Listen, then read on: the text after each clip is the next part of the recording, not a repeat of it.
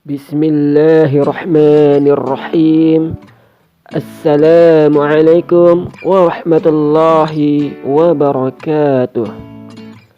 Sahabat pemikir 650 sekalian, konten kali ini kita akan membahas mengenai apakah benar iblis ahli Quran, ahli hadis, serta ahli riwayat. Sahabat pemikir 650 sekalian, sebagaimana yang telah diterangkan di konten pemikir sebelumnya, bahwa iblis menjadi makhluk terkutuk karena pembangkangannya, dendamnya, rasa cemburu, hasadnya, kesombongannya, serta hasutannya untuk menyesatkan Bani Adam agar sama-sama masuk ke dalam neraka. Kemudian, seperti penjelasan konten sebelumnya pula, bahwa iblis bukan sebagai guru malaikat ataupun pemimpin para malaikat, karena ia telah melakukan dosa-dosa dan dihukum bahkan di saat pertama kali ia diciptakan, diturunkan ke bumi, hingga memiliki keturunan dan diangkat ke langit untuk turut serta membinasakan kaumnya, serta kemudian diturunkan kedua kalinya dan dilaknat disebabkan pembangkangannya, hingga menjadi salah satu makhluk yang kelak kekal di dalam neraka jahanam. Sahabat pemikir sekalian, iblis pula bukanlah makhluk hidup yang pertama diciptakan oleh Allah Subhanahu wa taala, melainkan iblis diciptakan sebelum manusia atau Nabi Adam diciptakan. Yang hal ini termasuk dalam firman Allah sebagai berikut: Wal janna khalaqnahu min qablu min naris samum, yang artinya, dan kami telah menciptakan jin sebelum Adam dari api yang sangat panas. Surat Al-Hijr ayat 27.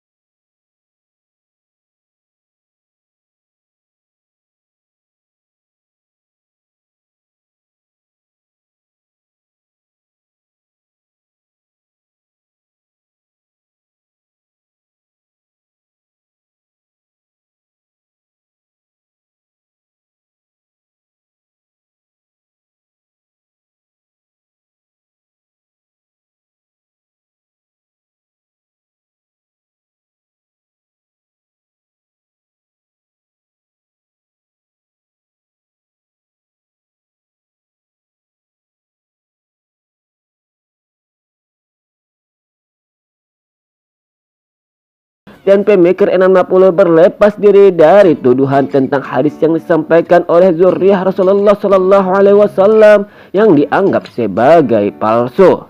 Sehingga dari dua hadis tersebut dapat diketahui bahwa tentu malaikat terlebih dahulu Allah ciptakan sebelum iblis atau bangsa jin diciptakan. Dan iblis pula bukanlah seorang rasul yang bahkan dari kalangan mereka, yaitu jin.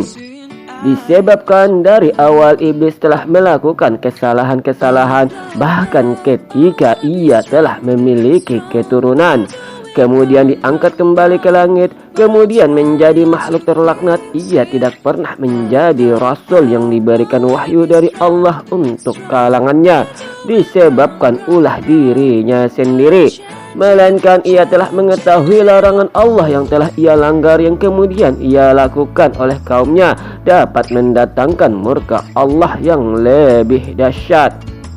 Maka tak patutlah jika iblis itu dikatakan sebagai ahli Al-Quran, yang hal ini pun didukung oleh firman Allah yang artinya, dan sesungguhnya kami jin dahulu dapat menduduki beberapa tempat di langit itu untuk mencuri dengar berita-beritanya. Tetapi sekarang siapa mencoba mencuri seperti itu pasti akan menjumpai panah-panah api yang mengintai untuk membakarnya. Dan sesungguhnya kami jin tidak dapat mengetahui adanya penjagaan itu, apakah keburukan yang dikehendaki orang yang di bumi, ataukah Tuhan mereka menghendaki kebaikan baginya. Surat Al-Jin ayat 9 hingga 10. Ayat 9 dan 10 dalam surat Al-Jin ini tentu menjelaskan tentang utusan-utusan iblis diperintahkan untuk mencuri-curi berita dari langit, disebabkan ketidaktahuan mereka tentang wahyu yang Allah akan berikan kepada rasul-rasul pilihannya, ataupun tentang perkara-perkara ketetapan Allah kepada makhluk-makhluk ciptaannya, yang menunjukkan kelemahan ketidaktahuan iblis terhadap ketetapan Allah maupun terhadap hukum-hukum Allah. Dan Allah pun menjamin menjaga Al-Quran hingga hari kiamat, sehingga tentu syaitan dari kalangan jin maupun manusia, bahkan iblis sekalipun tidak mampu memanipulasi ayat-ayat Al-Quran, yang hal ini dijelaskan dalam firman Allah yang artinya, sesungguhnya kamilah yang menurunkan Al-Quran dan pasti kami pula yang memeliharanya. Surat Al-Hijr ayat 9. Dan firman Allah dalam surat Hud ayat 13 yang artinya, bahkan mereka mengatakan dia Muhammad telah membuat-buat Al-Quran itu. Katakanlah, kalau demikian datangkanlah 10 surah semisal dengannya yang dibuat-buat, dan ajaklah siapa saja di antara kamu yang sanggup selain Allah, jika kamu orang-orang yang benar. Surat Hud ayat 13. Serta firman Allah dalam surat Yunus ayat 38 yang artinya, apakah pantas mereka mengatakan dia Muhammad yang telah membuat-buatnya? Katakanlah, buatlah sebuah surat yang semisalnya dengan surat Al-Quran, dan ajaklah siapa saja di antara kamu orang yang mampu membuatnya selain Allah, jika kamu orang-orang yang benar. Surat Yunus ayat 38. Dan surat Al-Baqarah ayat 23 yang artinya, dan jika kamu meragukan Al-Quran yang kami turunkan kepada hamba kami Muhammad, maka buatlah satu surat semisal dengannya, dan ajaklah penolong-penolongmu selain Allah, jika kamu orang-orang yang benar.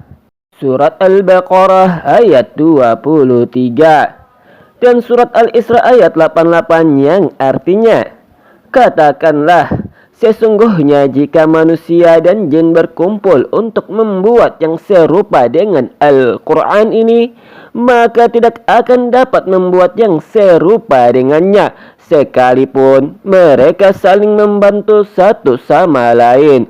Surat Al-Isra ayat 88. Sehingga jelaslah jika iblis ahli Quran, maka tentu ia akan mampu membantu orang-orang yang dapat ia sesatkan untuk memanipulasi ayat-ayat Al-Quran atau membuat semisalnya untuk menerima tantangan Allah Subhanahu wa Ta'ala. Namun tentu sekali-kali iblis tetap tidak bisa lakukan karena bukanlah ahli Al-Quran. Dan Al-Quran adalah kalamullah yang terjaga, yang Allah beserta para malaikatnya menjamin langsung memelihara Al-Quran. Sehingga iblis sekalipun tak akan mampu memanipulasi ayat-ayat Al-Quran, apalagi tiba-tiba dianggap menjadi ahli Al-Quran, maka itu sungguh taklah masuk di akal. Begitu pula jika iblis dianggap sebagai ahli hadis atau ahli dalam menyampaikan perkara berita dalam perkara hukum syariat berdasarkan sunnah Nabi. Sedangkan as-sunnah sama seperti Al-Quran, yaitu suatu hukum yang diucapkan dan dicontohkan oleh Rasulullah SAW berdasarkan yang diwahyukan Allah kepada Nabi Muhammad SAW. Sebagaimana Allah Subhanahu wa Ta'ala menurunkan Alkitab berupa Al-Quranul Karim berdasarkan yang diwahyukan Allah Subhanahu wa Ta'ala kepada Rasulullah sallallahu alaihi wasallam. Sehingga tentu Al-Quran dan As-Sunnah adalah hukum-hukum yang disyariatkan Allah Ta'ala yang selalu terjaga, sehingga iblis dan pasukannya pun tak akan mampu memanipulasi hukum-hukum syariat yang Allah berikan kepada Rasulullah berupa Al-Quran dan As-Sunnah. Yang hal ini diterangkan dalam firman Allah dalam surat An-Najm ayat 3 hingga 4 sebagai berikut. Allah Subhanahu wa Ta'ala berfirman, dan tiadalah yang diucapkannya itu menurut kemauan hawa nafsunya.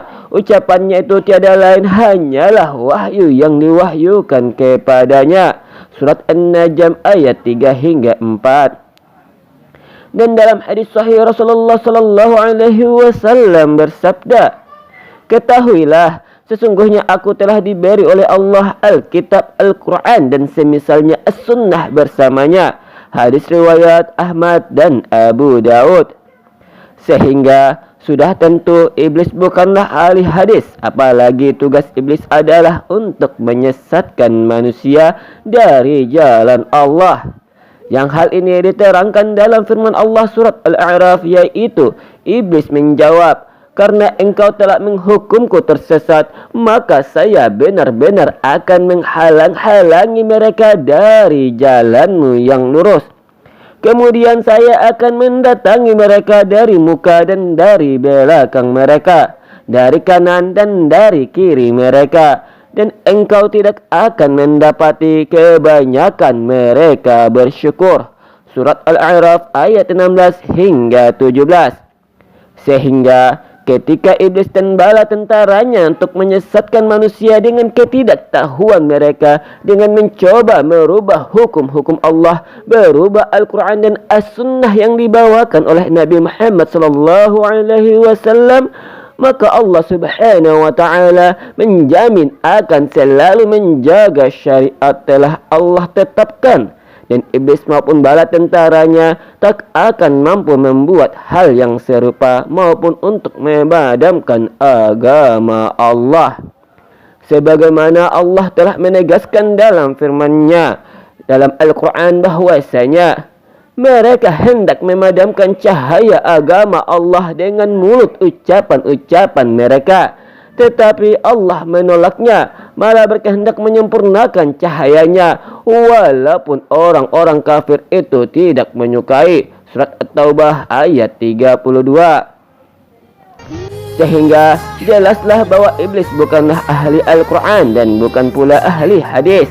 Begitu pula sahabat pemikir 60 yang tentu iblis bukan pula ahli riwayat, sebagaimana yang telah pemikir 60 jelaskan sebelumnya, bahwa iblis pun tercipta setelah malaikat dan makhluk-makhluk lain sebelumnya. Bahkan proses terciptanya langit dan bumi, iblis sama sekali tidak memiliki pengetahuan terhadap hal tersebut. Sehingga Semoga kita umat muslim tak lagi beranggapan iblis sebagai guru malaikat, orang soleh, ataupun dianggap sebagai ahli Quran, ahli hadis, dan ahli riwayat. Yang hal ini tentu tidaklah benar dan bertentangan dengan akidah Islam dan hukum sunnatullah. Terima kasih sahabat pemikir 60 telah menonton pembahasan di channel ini. Dan sampai jumpa insyaallah di konten yang akan datang, dan semoga bermanfaat. Amin Allahumma ya amin. Dan assalamualaikum warahmatullahi wabarakatuh.